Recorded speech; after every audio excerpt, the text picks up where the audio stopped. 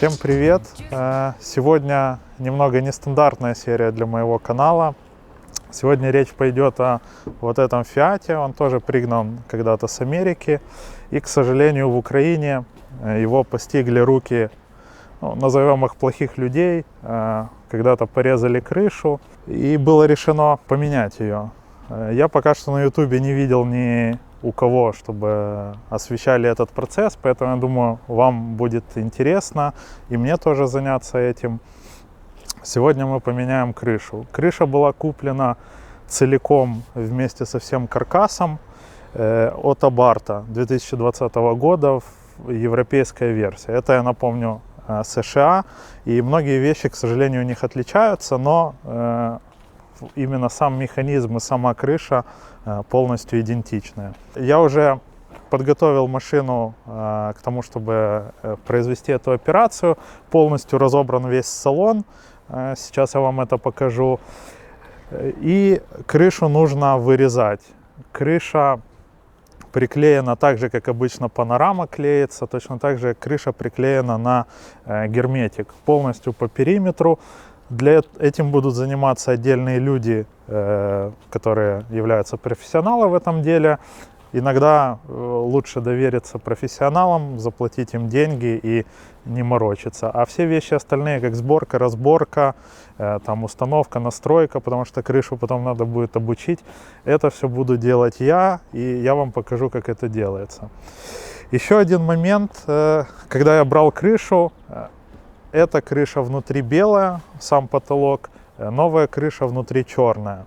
И я уговорил продавца вместе с крышей дать мне все панели салона, которые тоже в той версии были черными. Но, к сожалению, европейская и американская версии, они абсолютно отличаются в салоне. То есть там ни одна панелька не подходит. И сейчас я вам покажу. Так, вот комплект панелей салона, который пришел вместе с крышей. И, к сожалению, установить его не получится. Сейчас покажу почему. Возьмем, например, панельку, которая идет сверху перед водителем. Она стоит. Вот это основной свет, которым вы пользуетесь обычно, сидя за рулем. То есть, как видите, совершенно другой, что светильник. Тут в европейской версии он идет попроще. Также отличается способ крепления. В американской версии я такого раньше вообще не видел, но эта панель была просто приклепана к кузову, вот в эти два отверстия. Здесь же, видите, совершенно по-другому крепится.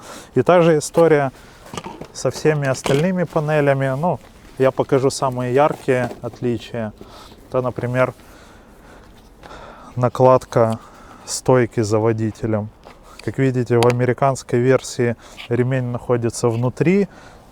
Есть вот такой еще отросток в сторону. Европейская версия вообще простая, ремень снаружи. И крепления, они абсолютно разные. Она даже по размеру, что она закрывает, она чуть-чуть уже. То есть, к сожалению, это поставить нельзя будет.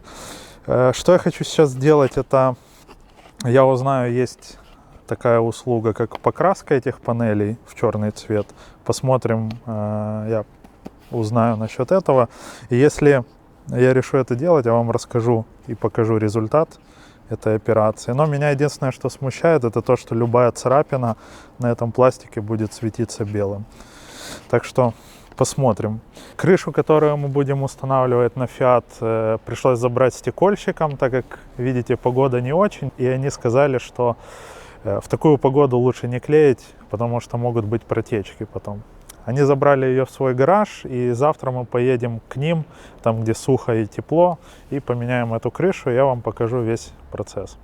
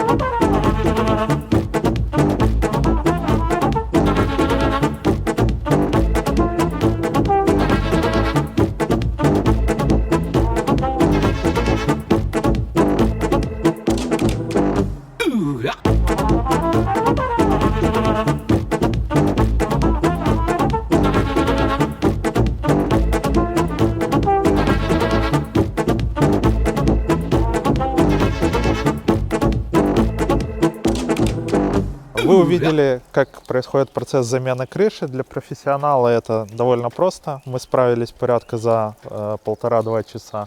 Но если это делать самому, конечно, уйдет времени намного больше. Как вы видели, для того, чтобы ее установить, нужно как минимум 3 человека, чтобы поставить на место. Салон я тоже уже собрал. Внутри машина полностью готова, и единственная вещь, которая остается, это обучить крышу. Без этого обучения крыша не будет правильно складываться, она будет доходить до конца и обратно закрываться, и не будет работать багажник, потому что она вам не дает его открыть, чтобы вы случайно не повредили стекло. Сейчас я вам покажу, как эта операция происходит, довольно простая. Иногда ее приходится делать и без замены крыши, иногда в этих фиатах бывает, что крыша забывает свое положение и нужно ее переобучать. К сожалению, не получилось поставить черные панели, которые я купил. Как помните, я говорил, что они совершенно отличаются от американских. Я купил с европейской версии. И получилось, что потолок теперь здесь черный, а панели остались светлые. Как по мне, то так даже интереснее смотрится, чем полностью черный салон. Черная крыша как-то играет немного с частично черным салоном, ну а белые панели, они, наверное, добавляют немного контраста здесь. Единственное, что я еще поменяю со старой крыши, не успел поменять, это уплотнитель, который идет между панелями и крышей. Я его поставлю бежевый, старый, и тогда оно будет смотреться намного гармоничнее, будет просто черный потолок, а все остальное будет светлое. Пишите в комментариях, как вам такой вариант. Как по мне, смотрится нормально. Так, для того, чтобы обучить крышу, вам нужно ее полностью открыть. Конечно, сейчас самая лучшая погода для открытия крыши, но у нас выхода нету, надо это сделать. Открыть ее полностью до конца и зажать кнопку закрытия крыши. Потом, когда крыша закроется уже, вы держите ее порядка там 5 секунд. После этого крыша начинает открываться сама. И вы держите кнопку до тех пор, пока она не пройдет весь цикл от открытия до закрытия. Потом убираете палец. И вот сейчас вы видите, что крыша стала открываться сегментами, и наверняка багажник тоже должен работать. Сейчас мы это проверим. Багажник открывается, что значит, что крыша полностью понимает свое положение, и в машине все работает. Как видите, операция, конечно, не из простых, но, к сожалению, из-за наших людей, с которыми мы рядом живем, которые любят портить чужое имущество, им почему-то не имется на месте, они не могут найти там чем заняться, режут людям крышу. Из-за таких людей приходится такое делать, но тем не менее получилось. Конкретно этот Fiat стал чуточку красивее за счет своего прекрасного длинного спойлера от Abarth. Мне кажется, с ним он смотрится намного лучше, чем со старым плоским. И, конечно же, плюс, что это крыша 2020 года, то есть с механизмом не должно быть проблем еще очень долго. Это машина 2012 года, то есть 8 лет она служила, и я думаю, эта крыша еще 8 лет должна послужить.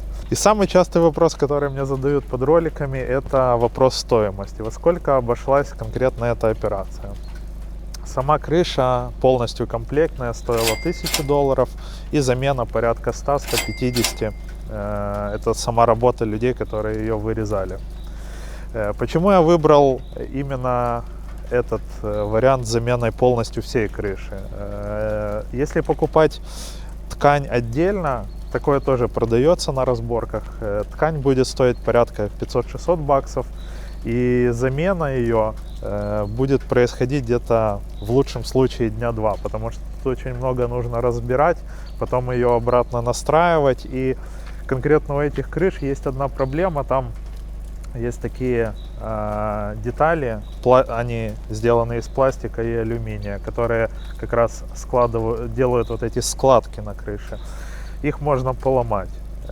Конечно же, можно сэкономить на самой крыше, но из-за этого вы потратите 2 дня на саму замену, и я посчитал, что это не очень целесообразно. И плюс бонусом было это спойлер от Abarth. Так что я думаю, терпимая цена для такой запчасти. На этом все. Если есть какие-то вопросы по замене крыши, пишите в комментариях, я обязательно на них отвечу. Если нужна какая-то помощь, помогу. Всем спасибо за просмотр. Пока.